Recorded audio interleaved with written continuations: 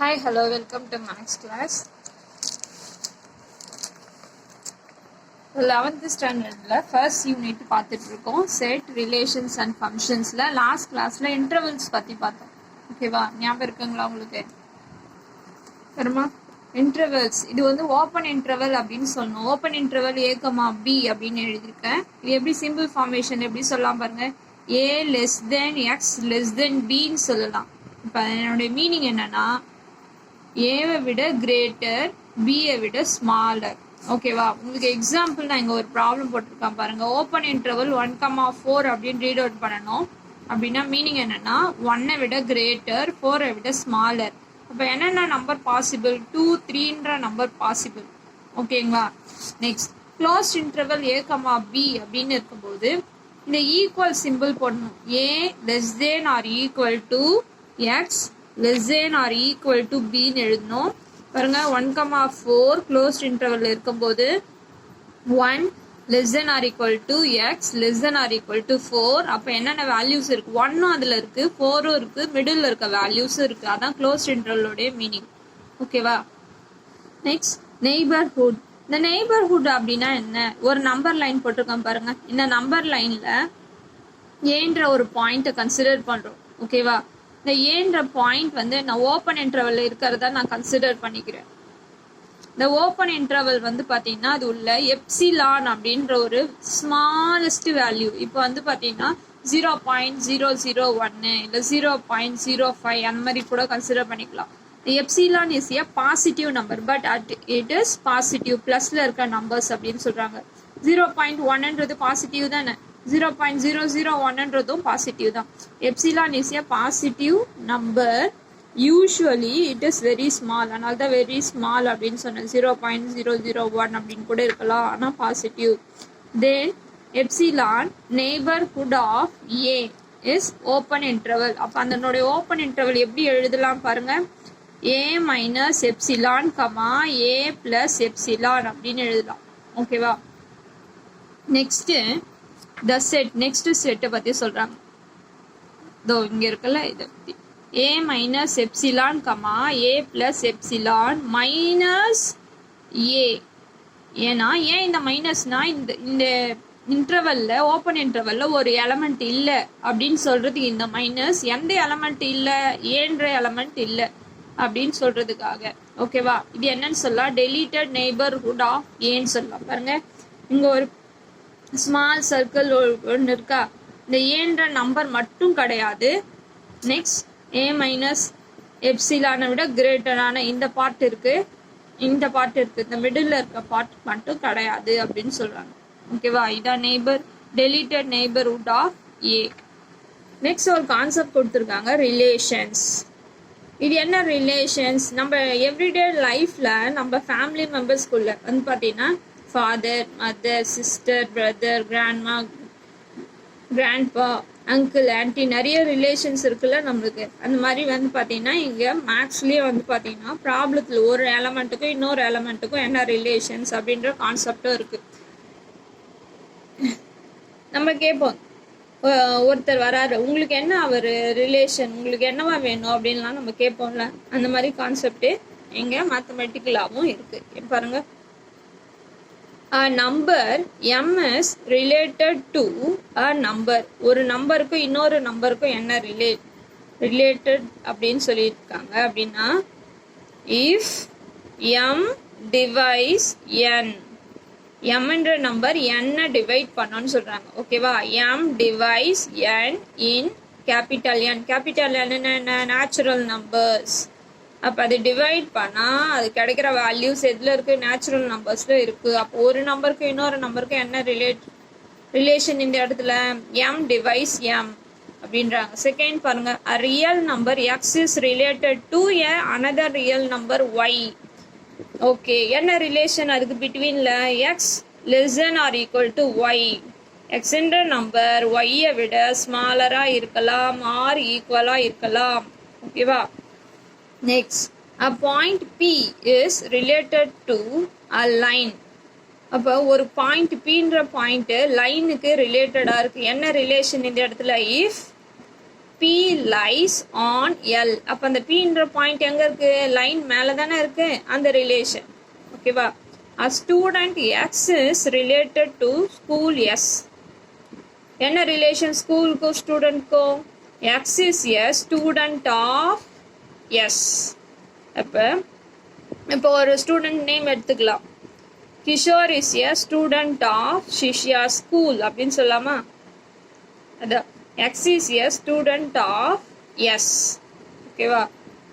Next இதனோட illustration ஒன்று கொடுத்துருக்காங்க. இந்த ரிலேஷன் அப்படின்ற டாப்பிக்கை பற்றி கிரிப்டோகிராஃபி அப்படின்ற மூலயமா எக்ஸ்பிளைன் பண்ணியிருக்காங்க. அதுக்கு முன்னாடிலாம் என்னன்னா, அதாவது ஜூலியஸ் சீசர் அப்படின்ற ஒருத்தர் வந்து பார்த்தீங்கன்னா இது வந்து நிறைய மோஸ்ட் ஆஃப் தெம் யூஸ் பண்ணியிருக்காங்க. பர்டிகுலராக இவங்கள பற்றி சொல்கிறாங்க. அந்த காலத்துலலாம் வந்து பார்த்தீங்கன்னா கோட் வேர்ட் தான் யூஸ் பண்ணுவாங்க. டேரெக்டாக வந்து பார்த்தீங்கன்னா ஒரு சில கம்யூனிகேஷன்ஸ்லாம் டேரெக்டாக வச்சுருக்க மாட்டாங்க அப்படின்ற பற்றி சொல்கிறாங்க பாருங்கள். Effective ciphers are essential to the military, financial institution and computer programs. இப்போ கம்ப்யூட்டர் ப்ரோக்ராமில் கூட பார்த்தீங்கன்னா கோடிங் அப்படின்றதுலாம் வரும். இப்போ நம்ம சாஃப்ட்வேர், அதாவது என்னென்னா ப்ரோக்ராம் எழுதுறாங்க அப்படின்னு சொல்லுவாங்க. சி லாங்குவேஜ், C++லலாம். இப்போ நம்மளுக்கு ஒரு அவுட்புட்டு இன்புட்டை வந்து கொடுக்குறோமோ அதே போல் அவுட்புட், அதாவது என்னென்னா கம்ப்யூட்டருக்கு தெரிஞ்ச லாங்குவேஜில் நம்ம கம்யூனிகேட் பண்ணணும். அதுக்கு தான் அந்த ப்ரோக்ராம்ஸ்லாம். ஓகேவா? அப்போ அந்த கோட் அப்படின்றதெல்லாம் நீங்கள் கேள்விப்பட்டிருப்பீங்க. இப்போ இந்த இடத்துல பார்த்தீங்கன்னா இங்கே கொடுத்துருக்காங்க பாருங்க, LETUSWIN இருக்கு. இங்கே என்ன இருக்கு? OHWXVZLQ அப்படின்னு இருக்கு.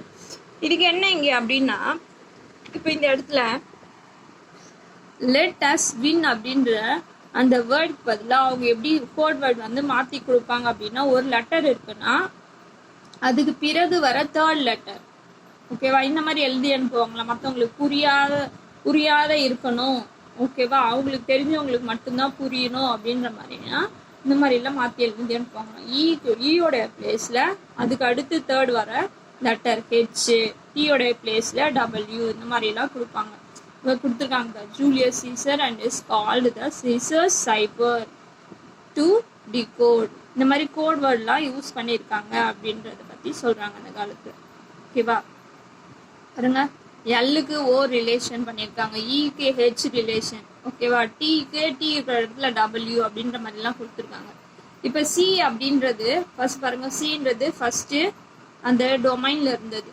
சரி, நம்ம ஃபர்ஸ்ட்ல இருக்கிறது என்ன சொல்லுவோம்? இதை டொமைன், இதை கோ டொமைன் அப்படின்னு சொல்லுவோம். 10th படிச்சிருக்கோம், ஞாபகம் இருக்கா? ஓகேவா? இப்போ இந்த இடத்துல டொமைனில் இருக்க எலமெண்ட்ஸ், இங்கே கோ டொமைனில் இருக்கிறது. ஓகேவா? இது என்னது? இது கார்டீசியன் ப்ராடக்ட் அப்படின்னு சொல்லுவோம். இந்த மாதிரி கிராஸ் சி கிராஸ் டி என்னன்னு சொல்லுவோம்? Cartesian product. அப்போ இந்த கார்டீசியன் ப்ராடக்ட்ல வர ரிசல்ட் பாருங்க, எல் கமா ஓ இங்கே இருக்கா? இதான் இந்த ரிலேஷன். இது வந்து கார்டீசியன் ப்ராடக்ட்டு. இந்த கார்டீசியன் ப்ராடக்ட்ல இருக்க ஒரு சில வேல்யூஸ் இருக்கு, அதை சப்செட் அப்படின்னு சொல்லலாம். இது வந்து என்னன்னா ரிலேஷன். இப்போ பாருங்க, இப்போ இங்க என்ன இருக்கு? 3 6 8 3 6 8 இருக்கு. அப்போ 8 × 8 64 கிடைக்கும். 64ல நம்மளுக்கு இங்க என்ன இருக்கு பாருங்க, இந்த 64ல இங்க ஒரு லிமிட்டடா தான் இருக்கு. அப்ப என்னன்னா அந்த 64ல சம் வேல்யூஸ் இருக்கு. அப்ப இந்த values subset of C cross D, Cartesian product of C and D உடைய சப்செட்ஸ் அப்படின்னு சொல்லலாம். ஓகேவா? இதான் சொல்லி கொடுத்துருக்காங்க. நெக்ஸ்ட் இங்க பாருங்க, டூ யூ நோ அப்படின்னு கொடுத்துருக்காங்க. இந்த வேர்டுக்கு மீனிங் வந்து ஹார்ட் ஒர்க் அப்படின்னு சொல்றாங்க. இது என்னன்னா என்ன மீனிங் இருக்கு பாருங்க, உள்ள என்ன கேனா அதுக்கு முன்னாடி இருக்கிற 3 வேர்ட். ஓகேவா? Third word. அதனால தான் இங்க எக்ஸ்னா அதுக்கு முன்னாடி இருக்கிற தேர்ட் வேர்ட், அதாவது முன்னாடி 3 கேனா அதுக்கு முன்னாடி இருக்கிறத ஹெச்ன்றாங்க. அப்ப இங்க எக்ஸ்னா x-3 அப்படின்றத இங்க மேத்தமெட்டிக்கல் ஈக்குவேஷன்ஸ் கூட கம்பேர் பண்றாங்க. இல்லஸ்ட்ரேஷன் 1.2 அப்படின்றத கொடுத்துருக்காங்க. அதில் 3 ப்ராப்ளம்ஸ் இருக்கு. சரியா? நம்மளுக்கு புரியணுன்றதுக்காக ரிலேஷன்னா என்ன, ஈக்குவேஷன் மூலயமா புரியணுன்றதுக்காக இதெல்லாம் கொடுத்துருக்காங்க. 2x - y = 0. இது ஒரு லைனோடைய ஈக்குவேஷன்ஸ். இந்த இடத்துல பாருங்க, எக்ஸ் இருக்கு, ஒய் இருக்கு, கான்ஸ்டன்ட் வந்து 0 அப்படின்னும் போது இந்த லைன் பாசஸ் த்ரூ ஆரிஜின் அப்படின்றது நம்மளுக்கு தெரியும். ஓகேவா? இந்த லைன் எப்படி நம்ம ட்ரா பண்றது அப்படின்னு சொன்னா எக்ஸுக்கு ஒரு வேல்யூ கொடுத்து பாருங்க. எக்ஸ் சப்போஸ் எக்ஸ் 0னா ஒய் என்ன, எக்ஸ் 1னா ஒய் என்ன அப்படின்னு நீங்க வேல்யூஸ் கொடுக்கலாம். ஓகேவா? இங்க ஒரு 4 வேல்யூஸ் கொடுத்துருக்கோம். இந்த இப்போ சாரி 1 2 வேல்யூஸ் கொடு 1,1னா 2, 3னா 6 அப்படின்னு வருது. இந்த 2 பாயிண்ட்ஸ் கிடைச்சாவே போதும், லைனை ட்ரா பண்ணலாம். இந்த லைன் ட்ரா பண்ணியிருக்காங்களா? ஓகே. இதில் 1,1 அண்ட் 3,4 5 4,5ன்ற பாயிண்ட் வந்து இது என்னது மீட் பண்ணலை, இந்த ஜாயிண்ட் ஆகலை அப்படின்னு சொல்கிறாங்க. ஓகேவா? அப்போ இந்த எக்ஸ் அண்ட் ஒய்க்கு இருக்கிற ரிலேஷன் என்ன அப்படின்னு சொன்னால் ஒய் ஈக்குவல் டு 2x. இங்கே பாருங்கள் மைனஸ் ஒய் அங்கே கொண்டு போனால் plus Y equal to 2x. ஓகேவா? இப்போ நான் எக்ஸ் 1ன்னு போட்டேன்னா ஒய் என்ன கிடைக்கும் 2. ஓகேவா? அப்போ இந்த இடத்துல எக்ஸுன்றது டிபெண்ட் வேரியபிள், ஒய்ன்றது சாரி எக்ஸுன்றது இண்டிபெண்ட் வேரியபிள், ஒய்ன்றது டிபெண்ட் வேரியபிள் அப்படின்னு சொல்லலாம். ஓகேவா? அதான் கொடுத்துருக்காங்க. Y depends on the value of x அப்படின்னு சொல்கிறாங்க. இது எப்படி எழுதலாம் பாருங்க. ஒய் எதை டிபெண்ட் பண்ணியிருக்கு, எக்ஸை டிபெண்ட் பண்ணியிருக்கு, அதை எழுதலாம். Y equal to f of x function of x. y is depending variable, x is independent variable. அதை தான் இப்போ ஃபங்க்ஷன்ஸில் இப்படி எழுதுவோம். இதுக்கப்புறம் y equal to f of x அப்படின்னு சொல்லி. ஓகேவா? இப்போ பாருங்க, இந்த y equal to f of x, x வந்து 1ன்னு போட்டால் y 2 கிடைக்குது. அப்போ x, 2x, xோட வேல்யூ போட்டால் y என்ன கிடைக்கும் 2x. It is a subset of real number. ஆர்னா real number, Cartesian product of real numbers அப்படின்னு சொல்லலாம். ஓகேவா? நெக்ஸ்ட் செகண்ட் ஒன் கொடுத்துருக்காங்க. X square minus y equal to 0 அப்படின்றது. ஓகேவா? இதே போல் எக்ஸோட வேல்யூஸ் பாருங்க. எக்ஸ் 0னா ஒய் 0, எக்ஸ் 1னா ஒய்யோட பிளேஸ் 2. அந்த பாயிண்ட் எல்லாம் ஜாயின் பண்ணிங்கன்னா நம்மளுக்கு இந்த மாதிரி ஒரு கேர்வ் கிடைக்கும். ஓகேவா? எக்ஸ் 1னா எக்ஸ் 2னா ஒய் என்ன 4, அதனால தான் எக்ஸ் ஸ்கொயர். ஓகேவா? எக்ஸுக்கு எக்ஸு, அப்போ ஒய் என்ன கிடைக்கும் x square. X belongs to real number. இதுவும் Cartesian product of subset of என்னன்னு சொல்லலாம் ரியல் நம்பர் அப்படின்னு சொல்லலாம். உங்களுக்கு எக்ஸாம்பிள்ஸ்க்கு ரிலேஷன்னா என்ன அப்படின்னு புரியணுன்றதுக்காக கொடுத்துருக்காங்க. X minus y square equal to 0. இதில் வந்து பார்த்தீங்கன்னா y equal to plus or minus root of எக்ஸ்ன்னு கிடைக்கும். மேலே இருக்கிற பார்ட்டு ப்ளஸ்ஸு, கீழே இருக்க பார்ட் வந்து மைனஸ் ரூட் எக்ஸ் அப்படின்னு சொல்லலாம். ஓகேவா? ஏன் இந்த லெஃப்ட் ஹேண்ட் சைட் வந்து வேல்யூஸ் போல அப்படின்னா இமேஜினரி பார்ட்ஸ் வந்துடும். அதனால தான் x greater than 0 greater than or equal to 0ன்றதுல மட்டும்தான் பாசிபிள் அப்படின்றாங்க. எக்ஸோடைய பிளேஸ் பாருங்க எக்ஸு, அப்போ ஒய் என்ன கிடைக்கும் ரூட் எக்ஸு. எக்ஸ் வந்து பாசிட்டிவ், அதாவது என்னன்னா எக்ஸ் இங்கே பாசிட்டிவாக இருந்துச்சுன்னா ஒய்யோடைய பிளேஸ் ரூட் எக்ஸ். எக்ஸ் இங்கே பாசிட்டிவாக இருந்தாலும் ஒய்யோடைய பிளேஸ் மைனஸ் ரூட் எக்ஸ். அதான் இங்கே 2 வேல்யூஸ் வருது. ஓகேங்களா? இப்போ இந்த எக்ஸாம்பிள்ஸ் மூலயமா ரிலேஷன்னா என்ன அப்படின்னு உங்களுக்கு மேத்தமெட்டிக்கல் வேல தெரிஞ்சிருக்கும். இப்போ இன்னும் கொஞ்சம் அந்த டெஃபினேஷன் ரிலேஷன்ஸ்க்கு எப்படி உங்களுக்கு சொல்கிறாங்க அப்படின்னு சொன்னால், இப்போ ஏ வந்து PQRS TU, பின்றது XYZW அப்படின்னு சொல்கிறாங்க. ஓகேவா? இப்போ ஏன்ற ஸ்டூடெண்ட் வந்து A belongs to A related to school S அப்படின்னு சொல்கிறாங்க. இப்போ இங்கே கொடுத்துருக்கிறதுல இருந்து இங்கே பாருங்க, PQ ஃபர்ஸ்ட் ஒன்று இருந்து செகண்ட் ஒன்று வந்து XYZ. அதில் என்ன சொல்கிறாங்கன்னா, பீன்றவர் எக்ஸுன்ற ஸ்கூலில் படிச்சுட்டு திருப்பி எங்கே போகிறாரு பாருங்க. பீன்றவர் எக்ஸுன்ற ஸ்கூலில் படிச்சுட்டு திருப்பி டபிள்யூன்ற ஸ்கூலுக்கு போகிறாரு. கியூன்றவர் எக்ஸுன்ற ஸ்கூலில் படிச்சுட்டு திருப்பி எங்கே போகிறாரு ஒய்ன்ற ஸ்கூலுக்கு போகிறாரு.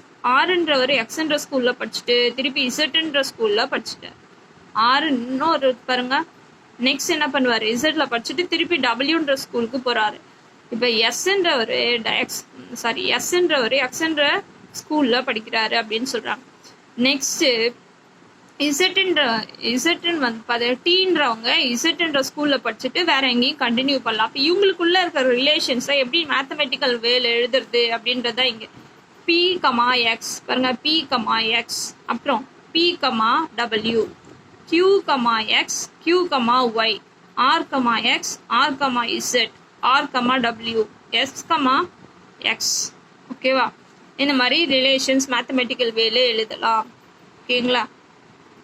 இப்போ நம்ம டெஃபினேஷன்ஸ்க்கு வரும்.